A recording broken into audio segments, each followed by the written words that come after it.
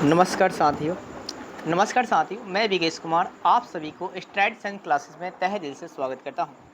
तो आज हम आपको जब बताने वाला हूं क्लास 6 का एनसीईआरटी का नोट्स, जिसमें हम लोग मोस्ट इंपोर्टेंट पॉइंटों को जानेंगे। तो ये नोट्स है, बहुत ही गर्दे नोट्स है। चलिए ध्यान देते हैं। पहला बात जान लेते हैं हम लोग दोस्तों कि इतिहास क्या है। तो बात करें कि इतिहास क्या है, तो देखिए मानव की आपका है बीते हुए कल की कहानी, मतलब मानव के बीते हुए कल की कहानी को इतिहास कहते हैं।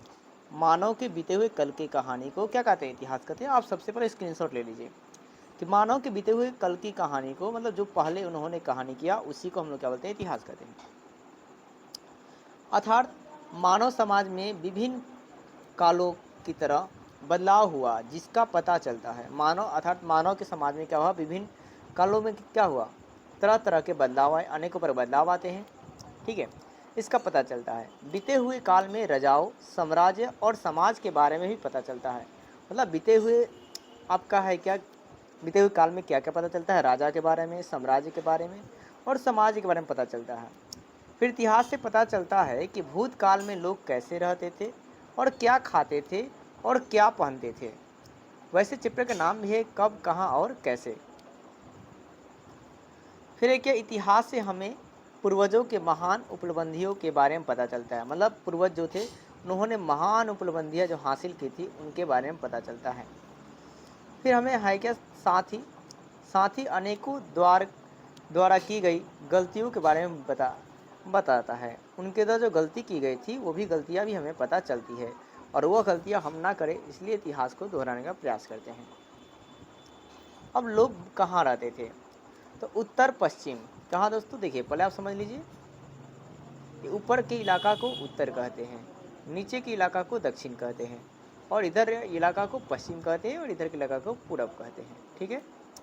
अब उत्तर पश्चिम में, मतलब उत्तर पश्चिम, तो ये ऊपर वाला इलाका उत्तर हो गया, और इधर का पश्चिम, मतलब इस इलाके में। ठीक है। उत्तर पश्चिम में सुलेमान, यानी कि सुलेमान जो इलाका है अफगानिस्तान का है। ठीक है। और किरथर मतलब पाक का है। तो आपका है क्या, उत्तर पश्चिम में स्थित सुलेमान और किरथर के पहाड़ियों पर लोग रहते थे। ठीक है। इसके अलावा पूर्वोत्तर, ठीक है, मतलब पूर्व से लेकर उत्तर तक, पूर्वोत्तर की गारो पहाड़ियों पर रहते थे। मध्य भारत के विंध्य पहाड़ियों पर रहते थे। मतलब लोग कहाँ कहाँ रहते थे? तो उत्तर पश्चिम में सुलेमान और किरथर पहाड़ी के बीच। फिर आपका है क्या कि पूर्वोत्तर में गारो पहाड़ियों पर, और मध्य भारत में विंध्य पहाड़ियों पर रहते थे। इसके अलावा सिंधु और सहायक नदियों के आसपास भी लोग रहते थे। गंगा और सोन नदियों के किनारे भी रहते थे, नर्मदा नदी के किनारे भी जो लोग जो है रहते थे। तो लोग यहाँ यहाँ रहते थे। तो लोग कहाँ रहते थे? उत्तर पश्चिम में सुलेमान में, फिर आपका है क्या पूर्वोत्तर भाग में गारो की पहाड़ी पर, फिर मध्य भारत में विंध्य पहाड़ी पर, फिर सिंधु और उसकी सहायक नदियों के आसपास, गंगा सोन नदी के किनारे और नर्मदा नदी के तट के किनारे जो है लोग रहते थे। तो आप स्क्रीनशॉट पहले लेते जाएंगे। अब नर्मदा नदी की बात करते हैं। तो कई हजार वर्ष पहले लोग जो है तट के नज़दीक जो है रहते थे। मतलब नर्मदा नदी के तट जो है आसपास रहते थे। वे लोग शिकार करते थे, साथ ही वह एक कुशल संग्राहक थे। कुशल संग्राहक मतलब वो अपने भरण पोषण के लिए कंद मूल तथा फलों का इकट्ठा भी करते थे। वे जानवरों को आखेट करते थे, आखेट यानी कि शिकार करते थे। फिर सुलेमान और किरथर पहाड़ियाँ। इस क्षेत्र में कुछ ऐसे स्थान थे जैसे मेहरगढ़। अब मेहरगढ़ कहाँ है दोस्तों? पाकिस्तान में है। तो आप याद रखेंगे कि मतलब जो आपका सुलेमान की पहाड़ियाँ है वो अफगानिस्तान की कहाँ है? तो पाक में है। ठीक है। जहाँ 8,000 वर्ष पहले स्त्री और पुरुषों ने सबसे पहले गेहूँ और जौ के जैसे फसलों को उपजाना आरम्भ किया गया था। तो सबसे पहले गेहूँ और जौ के फसलों को कहाँ उपजाना प्रारंभ किया था? मेहरगढ़ में। और मेहरगढ़ कहाँ है? पाकिस्तान में। और ये किस इलाके में? तो सुलेमान और किरथर की पहाड़ियों में। बात करें गेहूं और जौ, सबसे प्राचीनतम साक्ष्य कहाँ से मिला है? मेहरगढ़ से मिला है। और मेहरगढ़ कहाँ है? तो पाकिस्तान में है। यहाँ के लोग उन लोगों में से थे जिन्होंने खेती की शुरुआत की थी। मतलब सुलेमान के जो पहाड़ियों के जो लोग थे, वो उन्होंने क्या किया? खेती की पहले शुरुआत की। उत्तर पूर्व में गारो तथा मध्य भारत में विंध्य पहाड़ियाँ, इनके आसपास कुछ ऐसे क्षेत्र हैं जहाँ कृषि का विकास हुआ है। तो कृषि का विकास जो है उत्तर पूर्व में गारो और विंध्य पहाड़ियों के आसपास इलाकों में कृषि का विकास हुआ है, जहाँ सबसे पहले चावल उगाया जाता था। और चावल कहाँ से था? तो कोली डहवा से। कहाँ दोस्तों? कोली डहवा से उगाया जाता था। फिर विंध्य के पहाड़ी के उत्तर में स्थित है। ये कहाँ है? विंध्य पहाड़ी के उत्तर में जो है स्थित है। अब सिंधु तथा उसकी सहायक नदियाँ।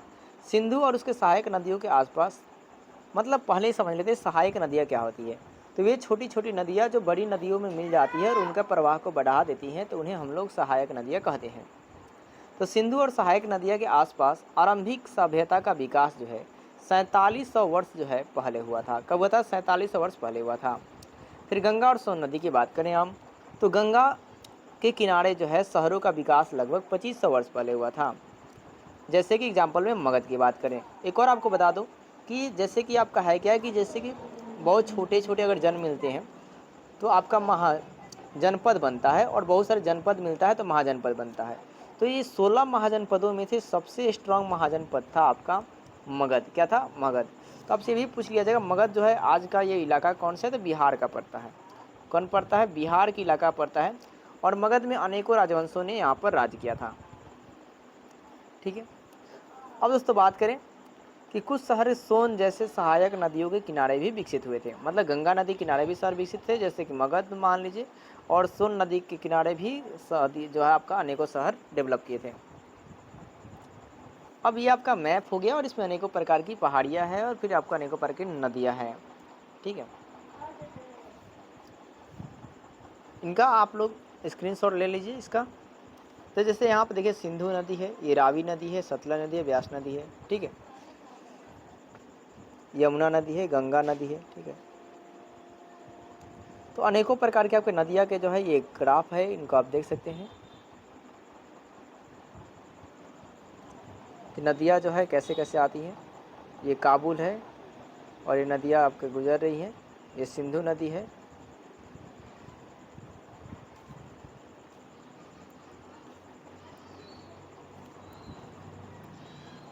मेरा आपसे सवाल रहेगा सिंधु की सहायक नदी कौन है और गंगा की सहायक नदी कौन है, ये आप कमेंट करके देंगे।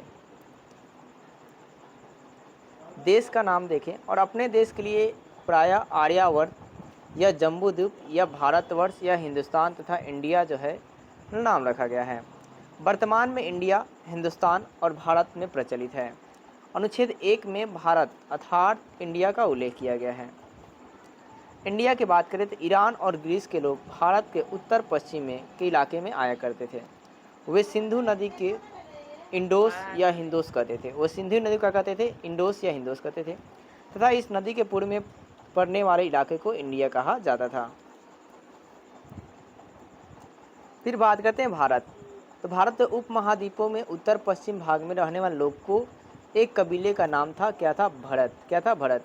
इसका जिक्र जो है ऋग्वेद में मिलता है। इसमें और भी डिटेल से कहानियाँ मिलती है राजा भरत के बारे में। अतीत या इतिहास के बारे में जानकारी हमें किससे मिलती है? पांडुलिपि से मिलती है, अभिलेख से मिलता है, सिक्के से मिलता है, पुरातात्विक स्थल से मिलते हैं। हम लोग एक एक करके देखते हैं। पहला देखते हैं पांडुलिपि। तो पांडुलिपि को इंग्लिश में मैन्यूस्क्रिप्ट कहते हैं और मैन्यूस्क्रिप्ट दो चीज़ों से बना है, मेनू प्लस स्क्रिप्ट, जिसमें मेनू का मतलब होता है हाथ और स्क्रिप्ट से मतलब लिखा हुआ, मतलब हाथ से लिखी हुई चीज़ों को पांडुलिपि कहते हैं। हाथ से लिखी हुई किताबों को पांडुलिपि कहते हैं। आरंभ में पांडुलिपि को तार के पत्ते यानी तारपत्रों को बनाया जाता था या भोजपत्र पर लिखा जाता था। पांडुलिपि को धार्मिक विश्वास, रीतियों और राजाओं के जीवन तथा दवाइयों, विज्ञान किताबों आदि नाटक आदि के बारे में प्रचुर जानकारियाँ हमें मिलती है। मतलब पांडुलिपि से हमें धार्मिक विश्वास, रीति, राजाओं के जीवन, दवाइयाँ, विज्ञान, कविता, नाटक इत्यादि की प्रचुर हमेशा प्रचुर ज़्यादा जानकारियाँ मिलता है। अब अभिलेख की बात करते हैं। तो किसी भी कठोर सतह पर अर्थात पत्थर, लोहा, तांबे पर आदि पर उकरे हुए लेख को अभिलेख कहते हैं। उकरे हुए लेख को मतलब लिखे गए बातों को अभिलेख कहते हैं।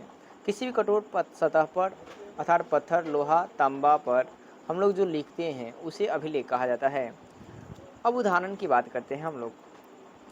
तो किसी पांडुलिपि की तुलना में अभिलेख बहुत लंबे समय के लिए संरक्षित रहता है, मतलब जल्दी खराब नहीं होता है। अधिकतर अभिलेख किसी राजा के घोषणा या आदेश की जानकारी मिलती है, मतलब राजा ने क्या घोषणा दिया है पता मिलता है।